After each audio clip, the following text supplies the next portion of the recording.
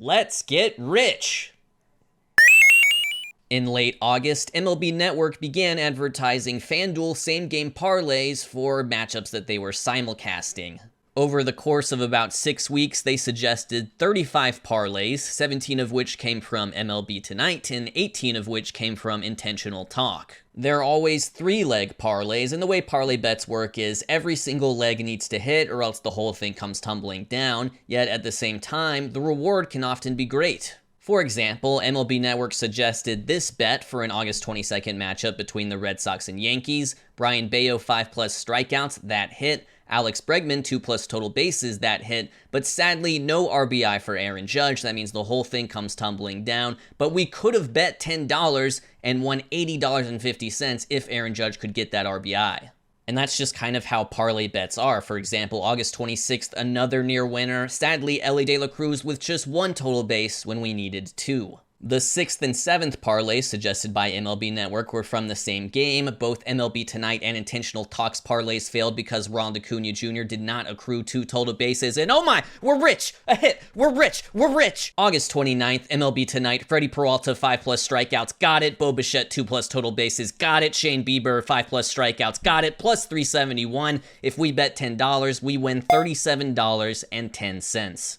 But then MLB Tonight gets a second in a row. In the top of the 5th, Josh Young gets a hit. That's 1. Wyatt Langford hits a homer in the top of the 6th. That's 2. And then finally, Corbin Carroll scores a run in the bottom of the 6th. That's 3. That's plus 372. We make $37.20 this time. Which means that through 10 parlays, betting $10 each time, our total profit is negative $5.70. I see what's happening here. MLB Tonight is making me rich, and Intentional Talk is making me poor. I mean, look at this September 4th Yankees-Astros matchup. Kevin Millar wants me to bet on Christian Javier 5+ strikeouts. That doesn't hit. Ryan Dempster wants me to bet on Jeremy Pena scoring a run. That doesn't hit. And Sierra Santos comes through with Carlos Rodon 5+ strikeouts, minus 245. Still doesn't hit. And this is my biggest beef personally with player prop bets, because at the end of that game, Carlos Rodon has pitched 6 innings, he's allowed only 2 runs, and he's collected the win. He has not come close to any of his strikeout overs. He only strikes out 3 Astros. He has done his real job, which is run prevention and winning, but he hasn't done it in the fashion that bettors would want him to. And when that happens, and when Carlos Rodon is sitting around the locker room feeling good about his performance, you know what I do? I hop on my Instagram burner, I start typing to Carlos Rodon, "Hey Carlos, guess what? I have a bomb. There's a bomb in my car."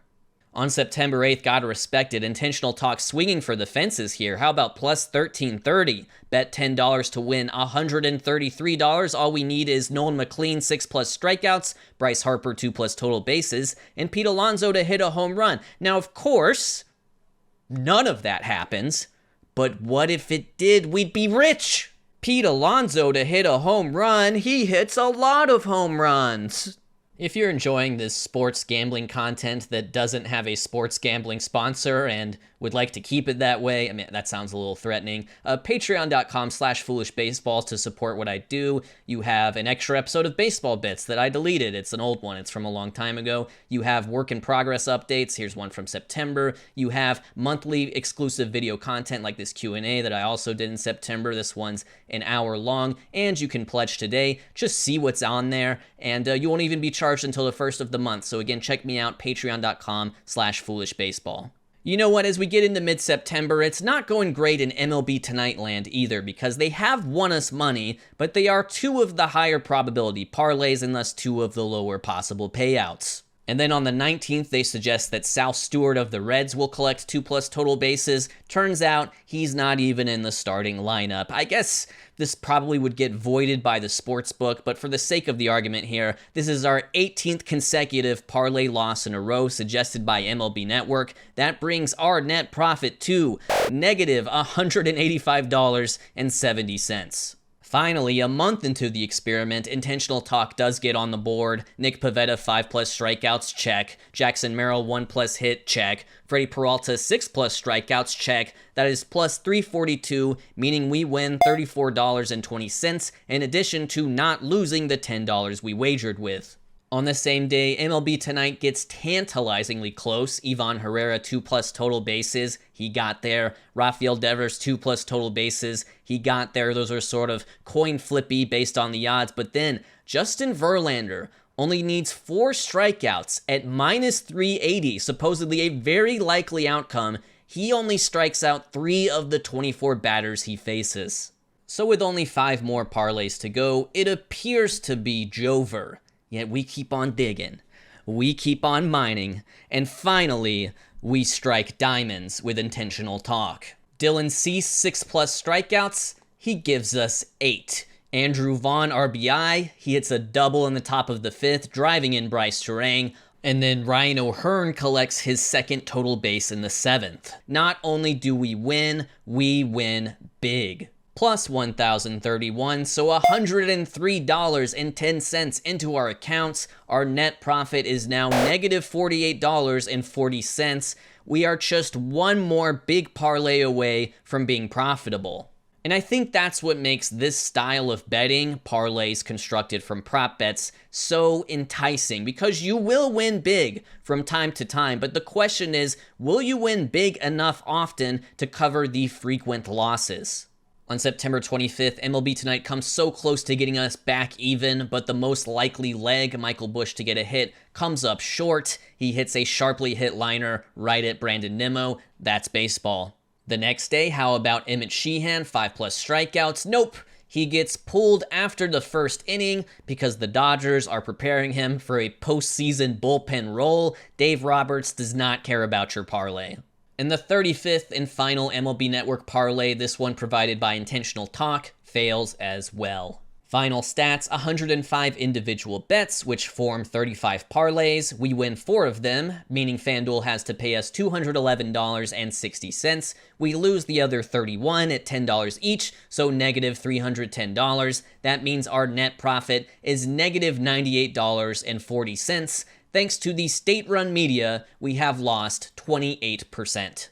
Believe it or not, this is actually not a quote-unquote bad outcome. It's actually quite average, quite representative of the average bettor experience. See, the parlays get pushed because they're profitable. Straight bets only provide a 4 to 5% profit margin for the sports books, but for parlays, it's more like 20 to 30%. These picks are coming from on-air talent at MLB Network, ostensibly MLB experts, and yet the biggest thing that actual gambling sharps will tell you is that ball knowledge alone isn't enough. You have to have a pretty secure understanding of probabilities and chance to be profitable, which only 3 to 5% of sports bettors are. And how could they be profitable? Parlays accounted for 70% of NBA and NFL bets on FanDuel last year. These are the evils of the industry right now. You've got prop bets because they encourage the harassment of players and actions in-game that affect the competitive integrity. And parlays, which are made up of these prop bets because they lose bettors money at a high rate, and they're the only type of bet that's advertised because they lose bettors money at a high rate.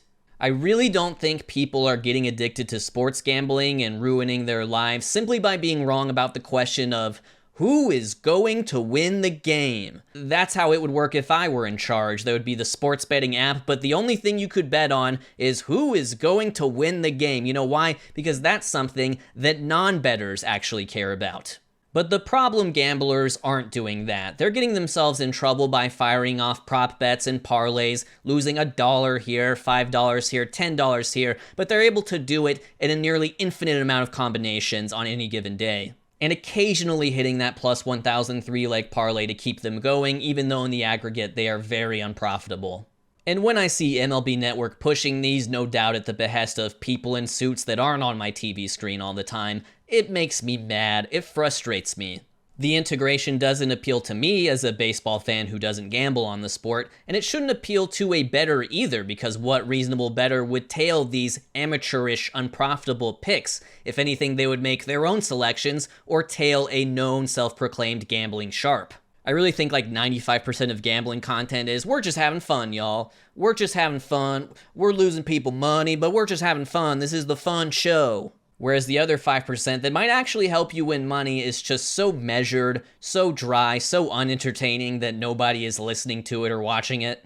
The FanDuel Same Game Parlay is, of course, an advertisement. The parlays serve as a vehicle to get people to sign up. Bet $5 to win $300 in bonus bets. The reason those sign-up rewards are so generous is that they know you're going to lose it, especially if you're the type of person to get roped into this thing because you saw a parlay on TV. I wouldn't go so far as to say all sports gamblers are suckers. A few are profitable, and then many lose, but they lose in a way that's entertaining to them and in very small margins. But if you're cranking out prop bets and parlays daily, you probably need to stop, and MLB Network probably needs to stop too. Not me though. Subscribe to this channel because I'm gonna make you rich.